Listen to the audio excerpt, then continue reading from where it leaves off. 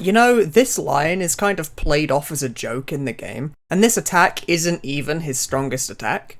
But he's got a pretty good point, hasn't he? It's an extremely insignificant point, a very, very nitpicky complaint to have about a game, a completely pointless thought experiment to jump down the rabbit hole over, a complete waste of time and energy to even bother exploring for even a minute or two.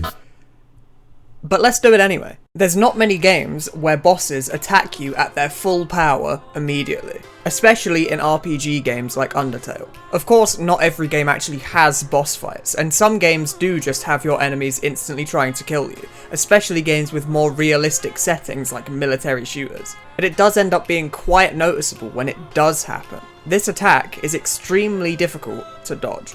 If this boss really wanted me dead, he'd lead with this one, wouldn't he? But there's a fairly obvious reason as to why games don't do this. The fight increasing in intensity over time is much more engaging than having it stay extremely intense for the entirety of its duration. Or even worse, getting easier as the fight goes on. The boss getting progressively harder over time also allows the game to better test a player's skills, because if they can't get past this attack, then there's no way that they could beat the next attack either, or the one after that. But if they can defeat this attack, then maybe they're up for the challenge of the next, much more difficult attack. It works from a gameplay standpoint, but it can sometimes seem a little bit strange from a story standpoint. It'd be much more realistic if they just murdered you with their most powerful attack immediately. Some games try and explain it away by having it be some sort of rage mode, like a second or third phase to a boss. You're enraging them throughout the fight, so they progressively get more angry at you and therefore their attacks become more fierce. But my favourite example of justifying this is games that are heavily themed around music. Rhythm games. Games like Guitar Hero, Dance Revolution, Osu and Thumper, just to name a few. Each song is like a sort of boss fight, and the song getting progressively more difficult as time goes on makes perfect sense, because the song builds up to a climactic drop, it slowly adds more instruments, it increases in volume, maybe the melody becomes more complex. All of these things are already done when writing music, to make the song feel more impactful, or emotional, or awe-inspiring, or whatever other adjective you want to use to describe it. So when taking a song that already exists and turning it into a level in a rhythm game, the groundwork is already laid out. There is a natural build-up of intensity already baked into the piece of music that you're up against. And that brings me onto this game right here. Everhood is an RPG that has music-based combat. It's not quite a rhythm game, since moving in time with the music doesn't necessarily line you up to dodge attacks, but each fight in this game is closely synced up with the boss music that accompanies it. And it's awesome. This too gives perfect validation for why most of the boss fights progressively get harder over their duration.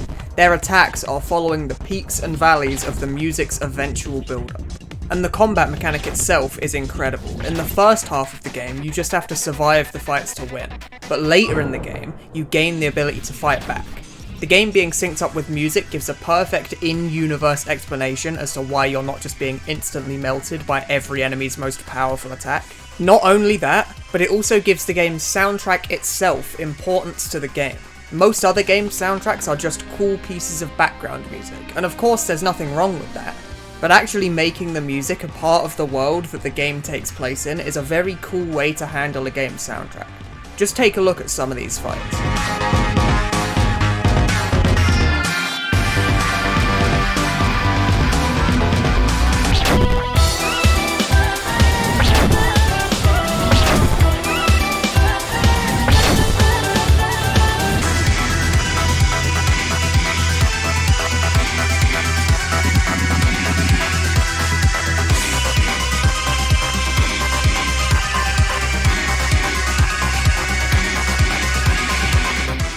Of course, this whole strongest attack first thing isn't something that I think actually matters. Gameplay should come first in almost all circumstances, and I can suspend my disbelief for the sake of fun and accept that the boss intentionally leads with his weaker attacks for my sake. Maybe he underestimates the hero of the story or something. It's not really important. As long as it serves the gameplay, then that's all that matters. But sometimes it can be quite fun to look at this sort of thing in way more detail than anyone ever should.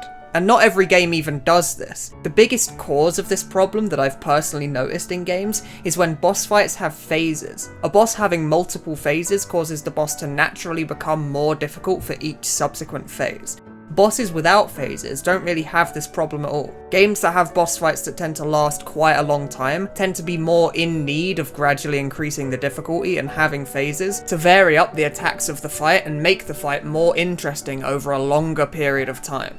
But not every boss fight does this. Not every game does this either.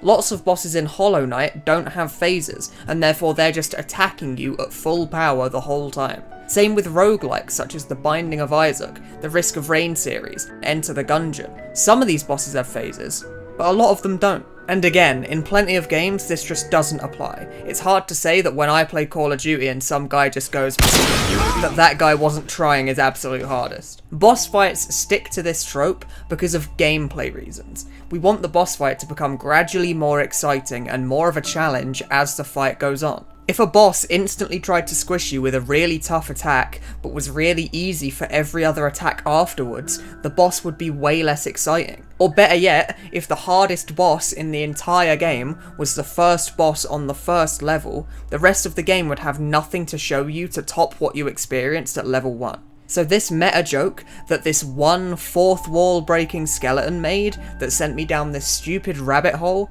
has a really simple answer. It's because it's way more fun if they don't. Thanks for watching.